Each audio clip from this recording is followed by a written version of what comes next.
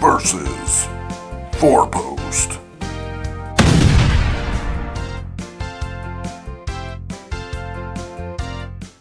What is up, everybody? Today we are here with the legendary Jay Smith, and he'll be going over the differences between our 2-post and 4-post lifts. When I've done shows around the country, there's one question I get all the time, and it's what lift would be best for my needs?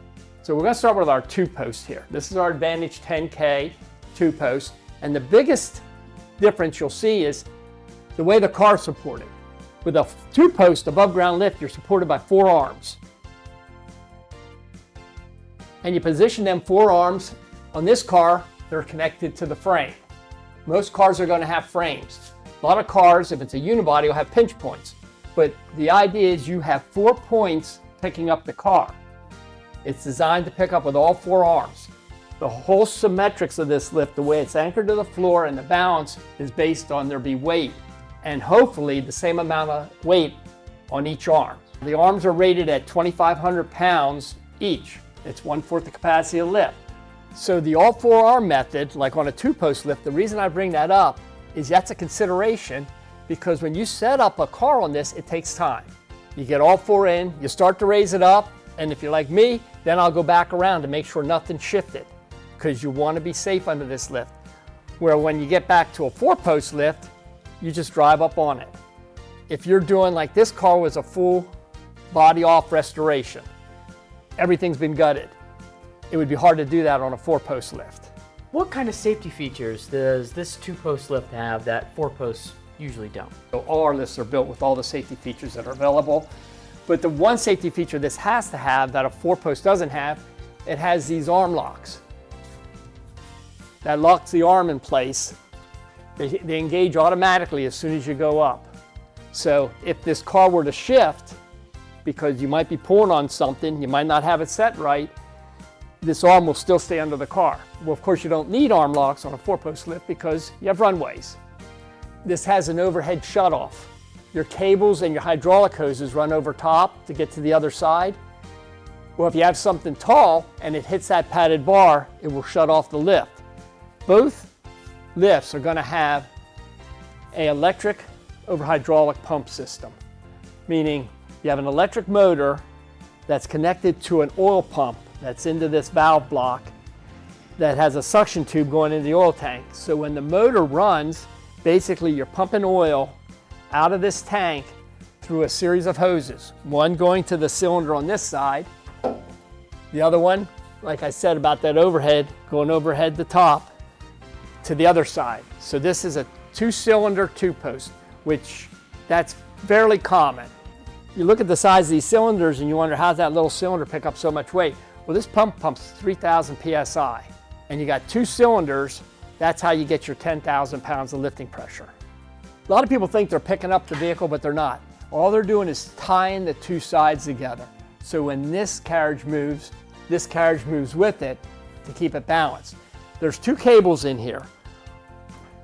The one connects to the bottom of this carriage to the top of this carriage, and then the other cable connects to the bottom of this carriage to the top of that one. So it's a push me, pull me, and they're adjustable, so you can balance the carriages out.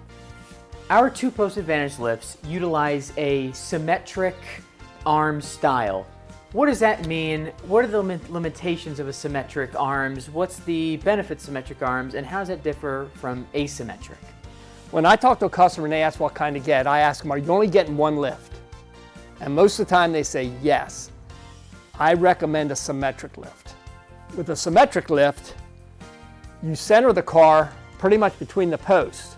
So your center of gravity, theoretically, this is a engine with a rear end, is fairly balanced. But if you have a pickup truck, or you have a plumber's van, you have anything that has weight in the back, by design, that asymmetrical lift is going to take all that extra weight you're carrying and put it on those rear arms. You are now overloading your rear arms. That vehicle you want to pick up symmetrically, because now you're able to balance that excess weight with the weight in the front.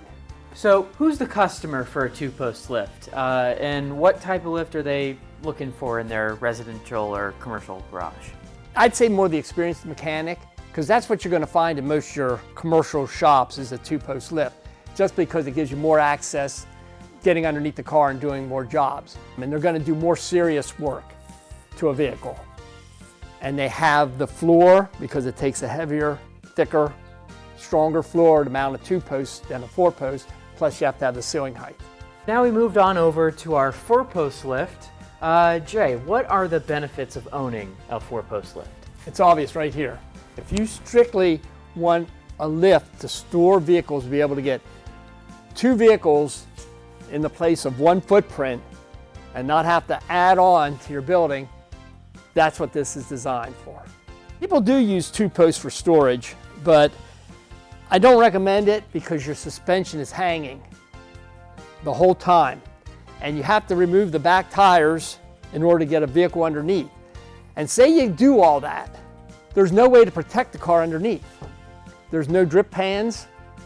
If your top leaks, you're gonna have to cover that lower car with tarps, plastic covers, anything, because unless you have a car that doesn't leak anything, it's gonna end up dripping on the car underneath. So with our four-post, now this one has a series of plates in it, because this is used more for storing four-wheelers, motorcycles, but otherwise if it didn't have these plates, it had these plastic drip pans that you could set under the axle, under the oil pan, under the transmission, so if anything does leak, it keeps it off your car. If you're getting a lift and you mostly want to use it for storage, you're not doing a full restoration, you like to work on your car, but your car's done and you're just going to do minor maintenance. You're going to do brakes, you can do exhaust, you can even change a tranny on this lift. But if you have a completed car, then this is probably your best bet. Then if you have children that are getting into cars and you know they're going to use your lift, well, this is a much safer lift for them to work underneath and get on and off of than the two-post lift. This is just setting on your floor. We set these up at shows on grass, and I've had my cars on them, and I'm underneath it getting out of the rain. So now it's raining, and the lift's not going anywhere. So it's a much safer lift, especially if you're going to have inexperienced people using it. Most of your homeowners are going to have this one, because number one, they're looking for extra storage space because they got a hobby car or they got a hot rod that they want to keep, above, but they still want to get their vehicle underneath and do general maintenance. Like you can raise it up and even wash the side of the car, wax your car. There's a lot you can do with this lift. It takes up a little more room than the two-post, but if you have the room, now granted, this is a pretty big one here. We have much smaller ones.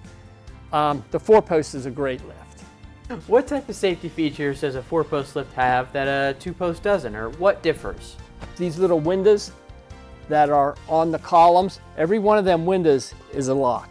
And right now it's resting on one of these windows. And all four corners have that, and it's all released by a one-point release. But what this has that the two-post doesn't have is it has this secondary lock system. Because by design, these cables on this lift, unlike the two-post lifts, are actually picking up the vehicle. Your hydraulic cylinder, it has a hydraulic cylinder, but it's underneath the runway. So now your cables are actually picking up each corner of the lift. So what you have to have now, if this cable were to break, what's designed in the lift is what we call a secondary lock. When that cable has tension on it, it's holding a lock independent from the one you control that it's setting on now. So if that cable were to give slack, hear that click? That's that lock engaging into one of those windows for safety.